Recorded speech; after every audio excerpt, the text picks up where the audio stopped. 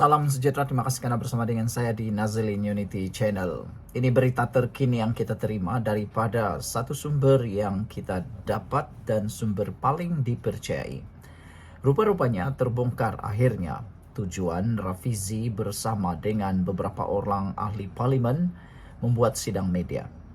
Ramai orang yang sudah mula tunggang, terutamanya Walaun, pembangkang, sudah mula menunggang isu itu.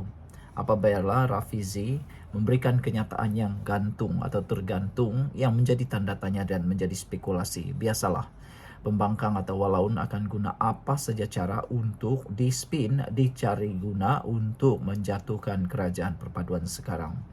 Malangnya, rupa-rupanya Rafizi mengadakan sidang media hari ini bukan untuk tarik sokongan atau tarik balik sokongan terhadap Perdana Menteri Padan Muka Walaun yang cuba mengutip atau cuba menspin menggunakan isu itu untuk ditenggang bagi memburuk-burukkan kerajaan perpaduan. Mereka sangka Rafizi betul-betul mengkhianati PKR seperti yang dibuat oleh Azmin Ali. Mereka sangka Rafizi ini macam Azmin Ali. Taklah, Rafizi ini lebih bermaruah, berintegriti dan juga berpegang pada prinsip. Walaupun dia tidak suka dengan apa yang berlaku, tetapi dia tidak untuk menarik balik sokongan terhadap Perdana Menteri. Pengumuman bekas timbalan Presiden PKR Rafizi Ramli untuk mengadakan sidang media bersama beberapa ahli parlimen daripada parti itu mencetuskan spekulasi panas. Susulan pengumuman, satu mesej tular mendakwa Rafizi yang kini menjadi pengkritik lantang kerajaan selepas meletakkan jawatan sebagai Menteri Ekonomi bersama 10 lagi ahli parlimen PKR akan menarik balik sokongan mereka terhadap Perdana Menteri Anwar Ibrahim dalam sidang media tersebut. Namun perkara itu dinafikan Ketua Cabang PKR Tuaran Razif Rakimin. Senarai itu palsu, hanya sekadar spekulasi, katanya ringkas kepada Malaysia Kini. Sebelum kita teruskan, jangan lupa tinggalkan komen Anda, dan jika Anda sayang Malaysia, tuliskan tanda pagar "Kami Sayang Malaysia" dan Padan Muka Walaun. Aha. Tapi sebelum itu saya nak perkenalkan kepada Anda semua. Ini ialah Transfer Factor for Life. Ini ialah terapi imun yang meningkatkan daya imun badan kita sehingga 400% peningkatan.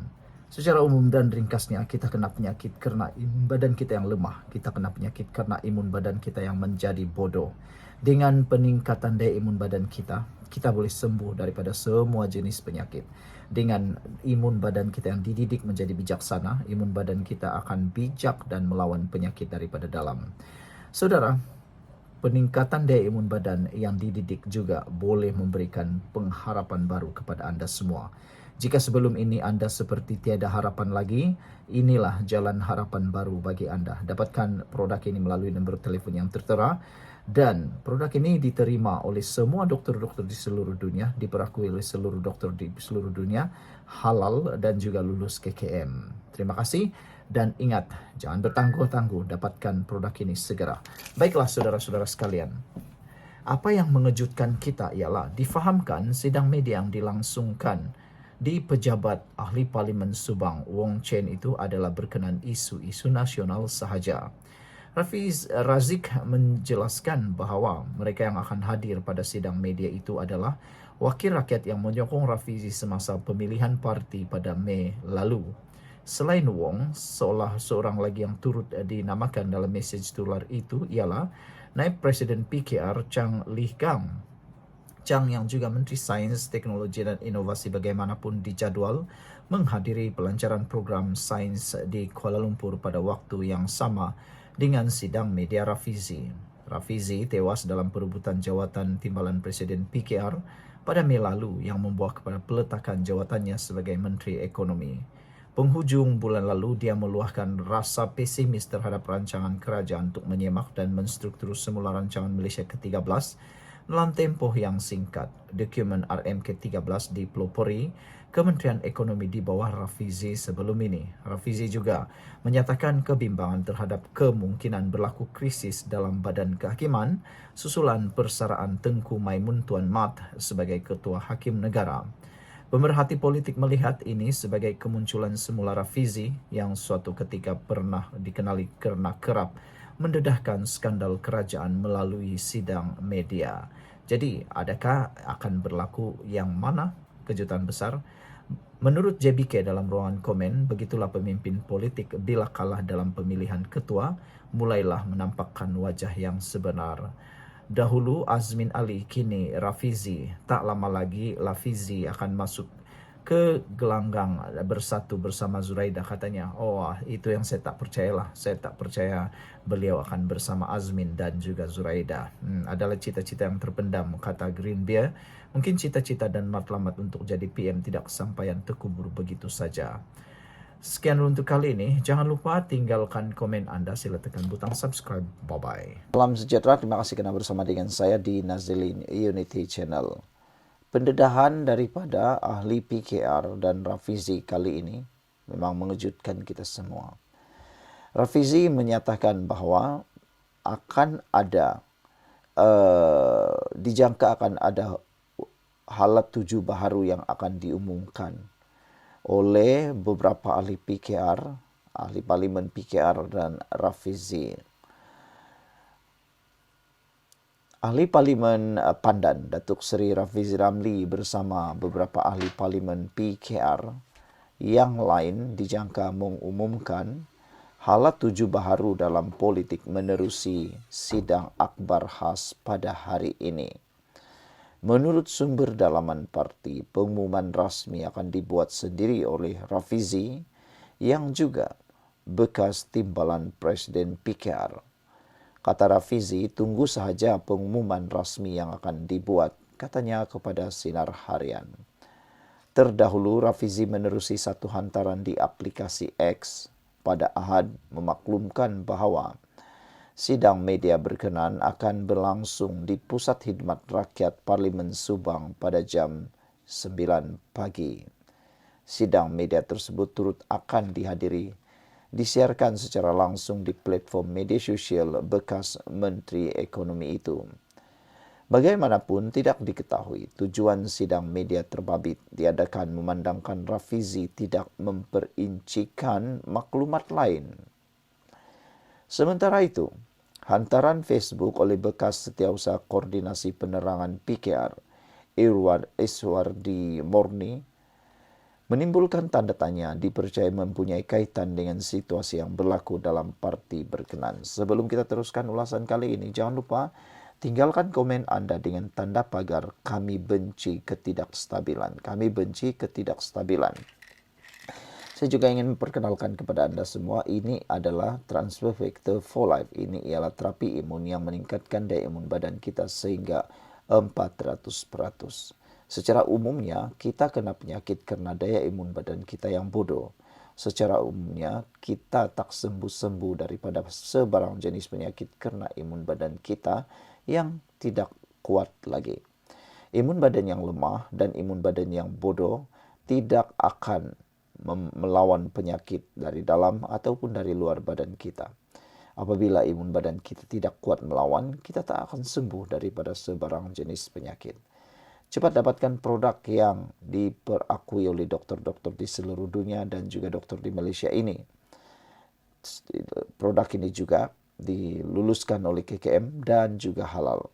Saudara, apabila imun badan kita menjadi kuat, imun badan kita akan melawan daripada dalam dan menyembuhkan kita daripada semua jenis penyakit. Dapatkannya selagi masih ada masa untuk Anda. Ingat, masa tidak pernah menanti Anda. Masa itu cemburu dengan Anda. Kalau sudah terlambat, baru kita bertindak, tidak berguna lagi. Saudara, hari ini juga kita tertanya-tanya, timbul tanda tanya. Apabila bekas Setiausaha Koordinasi Penerangan PKR, Iswardi Morni menimbulkan tanda tanya yang dipercaya mempunyai kaitan dengan situasi yang berlaku dalam parti PKR. Iswardi berkata terdapat pihak yang memilih untuk menyertai politik demi memperoleh kuasa, membuat dasar, membuat keputusan dan menentukan halat 7 negara. Namun tegas beliau, itu bukan satu-satunya jalan bagi mereka yang benar-benar mahu membantu rakyat. Jika niat kita nak bantu rakyat, adakah wajib masuk parti politik? Tidak semestinya. Banyak cara lain. Boleh tubuhkan perusahaan sosial, badan bukan kerajaan, NGO, gerakan, community katanya. Semua itu pun boleh beri impak besar. Jangan kita lupa, minoriti atau majoriti rakyat sebenarnya bukan ahli parti politik pun. Yang tidak sertai parti itu lebih ramai dari sertai parti, dan golongan atas pagar itulah jadi penentu siapa naik, siapa turun, katanya dalam hantaran di Facebook. Iswardi menambah, walaupun ahli parti penting sebagai penggerak dan barisan hadapan, kekuatan sebenar tetap terletak pada suara rakyat terbanyak yang senyap tetapi memiliki kuasa dalam diam, kata Iswardi. Sekian dulu untuk kali ini. Jangan lupa tinggalkan komen Anda. Salam sejahtera. Terima kasih karena bersama dengan saya di Nazilin Unity Channel. Ada yang mengatakan bahwa adakah hari ini kerajaan akan tumbang lagi? Adakah hari ini akan ada Perdana Menteri baru yang akan dilantik? Ini semua gara-gara pengumuman daripada Rafizi Ramli dan beberapa pendapat yang menyatakan kononnya Rafizi Ramli akan bersama 13 orang ahli parlimen PKR dan DAP mengumumkan rancangan baharu, halat 7 baharu politik. Pada pandangan saya, ini adalah ulasan yang Anda tunggu-tunggu. Pada pandangan saya, Rafizi tidak akan tinggalkan kerajaan perpaduan. Beliau tidak akan sama sekali menyatakan menarik sokongan daripada kerajaan pimpinan Anwar Ibrahim. Rafizi mempunyai prinsip yang lebih kuat daripada Azmin Ali. Kalau betul Rafizi mempunyai sikap yang mungkin akan meninggalkan kerajaan perpaduan menarik sokongan itu, sepatutnya sudah lama beliau melakukannya. Yalah, tak apalah, mungkin orang kata ini semua adalah rentetan daripada apa yang berlaku dalam pemilihan PKR baru-baru ini. Saya berpendapat dan berpandangan Rafizi tidak akan melakukan menarik sokongan tersebut. Beliau akan kekal bersama dengan PKR dan Anwar Ibrahim dalam kerajaan perpaduan ini kerana beberapa sebab. Yang pertama, Rafizi tahu kalau beliau bersama dengan 13 ahli parlimen lain cuba-cuba menarik sokongan daripada kerajaan perpaduan ini, yang berlaku tiada apa-apa. Tidak ada apa-apa perubahan kalau Rafizi mengisytiharkan menarik sokongan kerana Anwar Ibrahim mempunyai sokongan sebanyak 153. Jika dicampurkan dengan 13 atau menolak 13, yang masih ada adalah 140. Makna kata Anwar Ibrahim kekal sebagai Perdana Menteri, kerajaan akan kekal sebagai kerajaan. Melainkan jika tiba-tiba UMNO akan melakukan perkara yang songsang, akan menarik sokongan bersama dengan 13 ahli parlimen itu. Lalu, mungkinkah Rafizi akan dilantik menjadi Perdana Menteri? UMNO tidak akan melakukan perkara itu. Sebelum itu, sila tinggalkan komen Anda dengan tanda pagar kami sayang kestabilan. Dengan tanda pagar kami sayang kestabilan. Dan saya nak perkenalkan kepada Anda semua, ini Transfer Factor for Life, terapi imun yang meningkatkan daya imun badan kita sehingga 400%. Secara umumnya, kita kena penyakit kerana imun badan kita yang lemah. Secara umumnya, kita tak sembuh-sembuh daripada penyakit kerana imun badan kita yang lemah dan bodoh. Apabila imun badan kita yang lemah dan bodoh menjadi lemah dan bodoh, imun badan kita tidak akan mampu melawan penyakit daripada dalam dan daripada luar badan kita. Tetapi dengan peningkatan daya imun badan kita, kita mampu melawan penyakit sehingga ke akar umbi. Cepat dapatkan produk yang diluluskan KKM ini. Ada sijil halal dan diperakui oleh dokter-dokter di seluruh dunia. Ini ialah penemuan paling ajaib, paling besar dalam dunia kedokteran untuk abad ini. Dapatkannya segera dan hubungi nombor telefon yang tertera untuk mendapatkan konsultasi percuma, khidmat nasihat percuma untuk Anda semua. Ingat, jangan sampai terlambat, ambil peluang ini, pergunakan waktu yang ada. Baiklah saudara-saudara sekalian, jika melihat perkara yang kedua, Rafizi tidak akan meninggalkan kerajaan perpaduan ini, dan dijangka yang akan berlaku ialah beliau hanya akan mengumumkan satu gerakan baru atau satu kuasa ketiga yang baru dipanggil penasihat kerajaan, penasihat dasar kerajaan, yang mana mereka akan berkecuali. Mereka bukan golongan ahli kabinet. Apabila mereka jadi ahli kabinet, mereka terpaksa mempunyai etika, nilai etika di dalam bersama dengan komponen dalam perpaduan, kerajaan perpaduan. Tetapi apabila mereka di luar kabinet, terutamanya seperti Rafizi yang telah meletakkan jabatan sebagai menteri itu, mereka mempunyai kuasa yang lebih besar untuk mengkritik kerajaan dan juga untuk memperbetulkan dasar-dasar kerajaan, termasuklah mengkritik UMNO. Jadi itu sebabnya dijangka Rafizi tidak akan mengumumkan keluar parti, apalagi keluar daripada kerajaan perpaduan. Rafizi bukan pengkhianat, dia tidak akan tinggalkan. Namun demikian, ada seorang netizen dalam ruangan komen di dalam page Facebook mengatakan, beliau bertanya, Rafizi Ramli sebenarnya nak apa? Apa sebenarnya yang Rafizi nak sangat? Kalau beliau terus mengkritik kerajaan ini, adakah beliau nak berniat mahu menumbangkan Anwar Ibrahim? Saya fikir Rafizi Ramli tidak akan bertindak seperti itu, kerana Rafizi bukan pengkhianat.